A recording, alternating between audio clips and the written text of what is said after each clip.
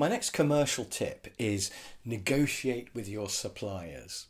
And I know this sounds obvious, but firstly, so many of my customers don't negotiate with me.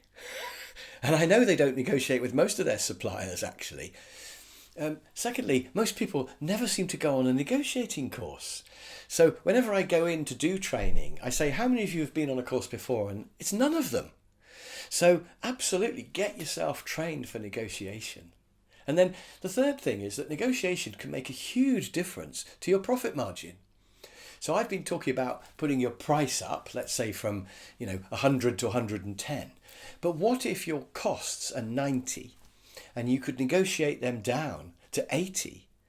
That would also double your profit. So ideally we'd be pushing the price up, but we'd also be pushing the price down for our materials or our suppliers, our subcontractors.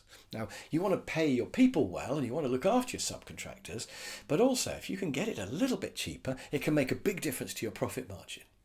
So you absolutely should negotiate with your suppliers. And quite often material is 50% of the cost of the job. So that's a really important thing to negotiate over.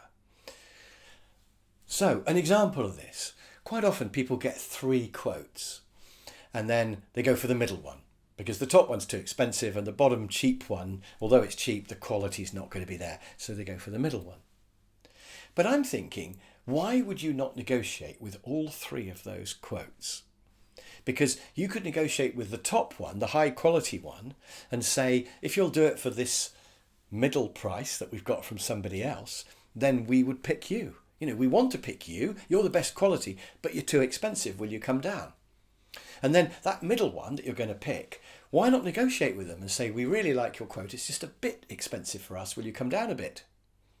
And then the one that's really cheap, you can either say to them, if you improve the quality a bit, we'll go with you. If you could keep that price, but give us a bit more quality, we'll go with you. Or if you just want a real bargain, you could negotiate with them, even though they're the cheapest. You could still say, we like your price, but it's just a little bit too much still. If you can come down a bit more, we'll buy from you. So you're allowed to negotiate with anybody whenever you want. So why not negotiate with all 3 quotes? Definitely with the top one and the middle one. And a couple of other situations when you really should negotiate. One is when you're increasing the quantity. So if you're going to buy more of something from someone, whether it's a product or a service, you should say to them, how much discount do I get if I buy more? If you'll give me a slightly better price, I'll buy more. So that's a time that should definitely switch on your negotiating light when you're increasing the quantity. And then the other time is when you've got a complaint. So if a supplier has let you down for whatever reason, then really that's crying out for you to say, we've had this problem and it's given us a pain, it's cost us some money, but if you can give us a bit of a discount on the next job, then we'll forget about that. You've got the power when you've got a complaint. So that absolutely should switch on your negotiating light.